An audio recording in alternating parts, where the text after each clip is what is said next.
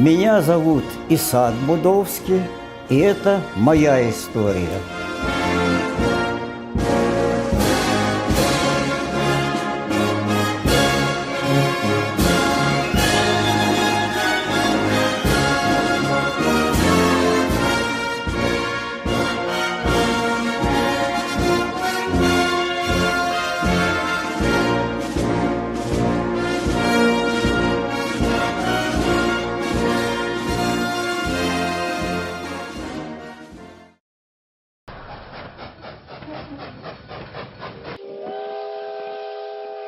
Have you ever met a Jew who worked as a train driver?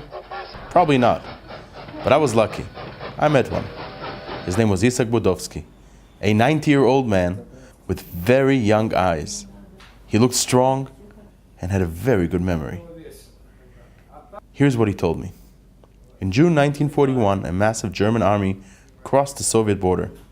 My father was taken to the Red Army, and my mother, with her 3 sons, ran east from a city called Bykov in Belarus. We had neither car nor horse. Only the desire to be alive kept us running.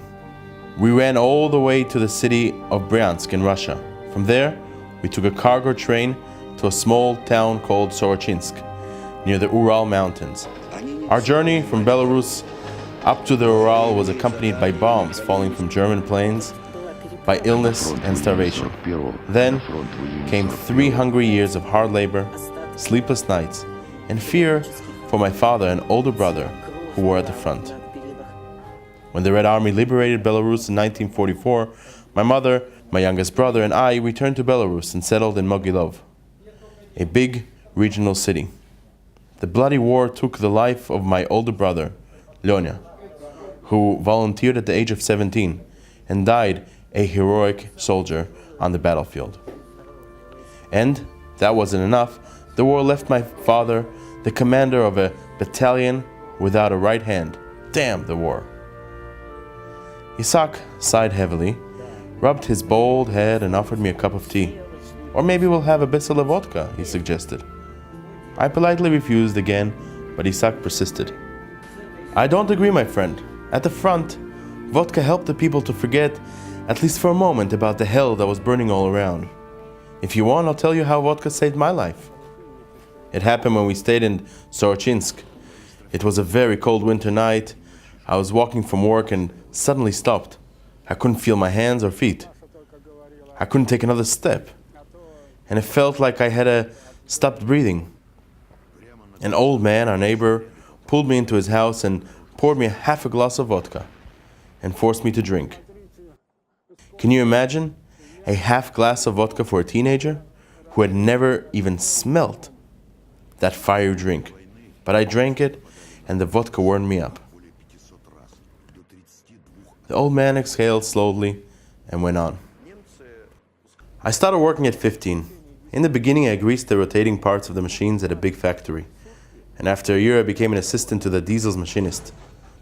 I did that job up to October 1944, when the Soviet army liberated Belarus, and we returned from Sorochinsk. Back home, I began working at the Mogilov depot, and soon became an assistant to the train driver. As well as the driver and me, our brigade had a fireman. We drove echelons with troops and armaments to the front line, and from there, wounded soldiers back to Mogilov and further inland. I can imagine it was a very dangerous job, was it? I asked naively. Yes, of course, Isaac laughed. I'll tell you something about my life at that time. Listen and write it down.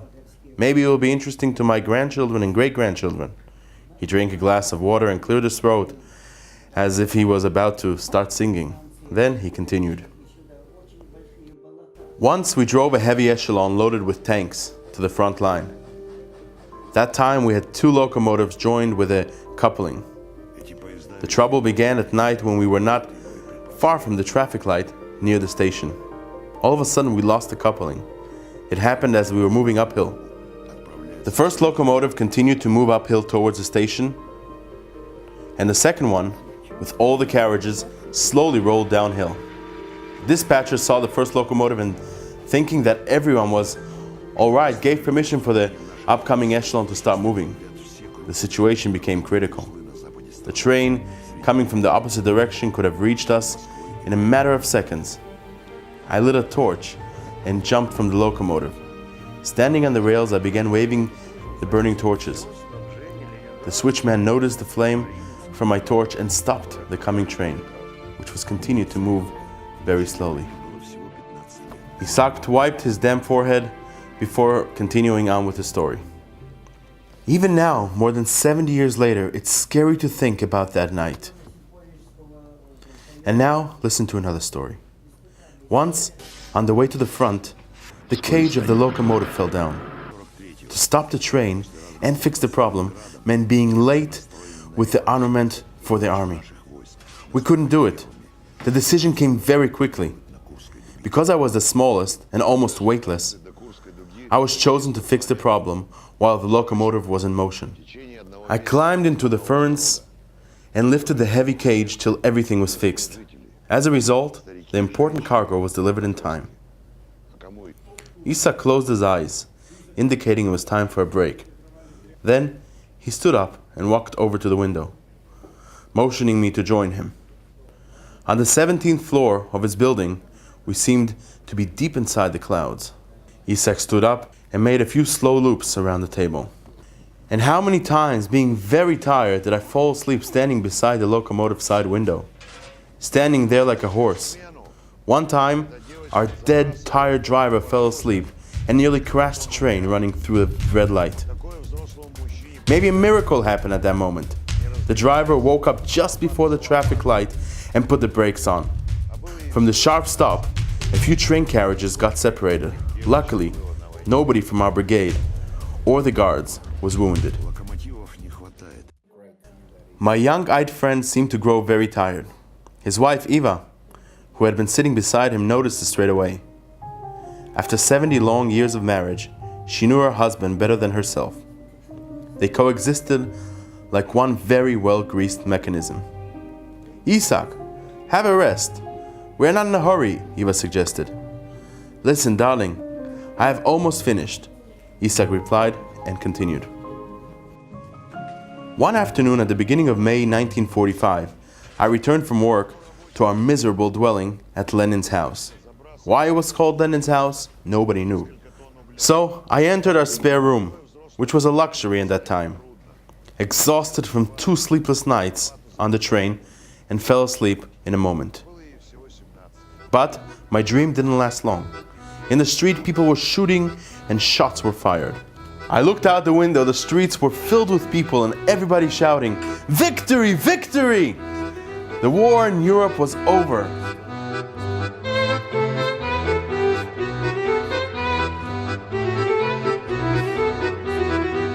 From the end of May, our train brigade continued transporting the Soviet troops and armament.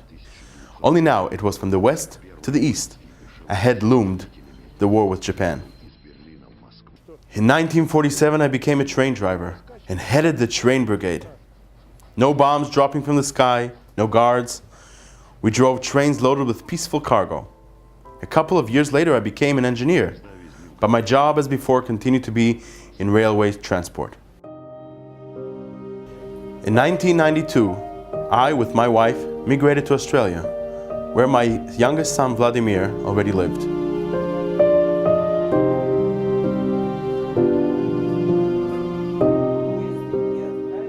Isaak reclined in his chair and smiled, an old man with young eyes, most probably the only Jewish train driver in the history of that endless country called the USSR. One of the few eyewitnesses left to tell how it really happened.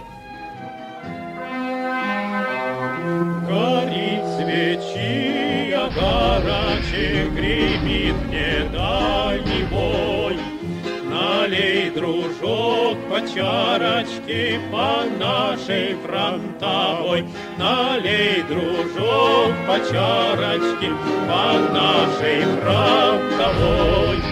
Не тратя время попусту, поговорим с тобой. Не тратя время попусту, по-дружески да попросту поговорим с тобой. давно мы дома не были, цветет родная ель.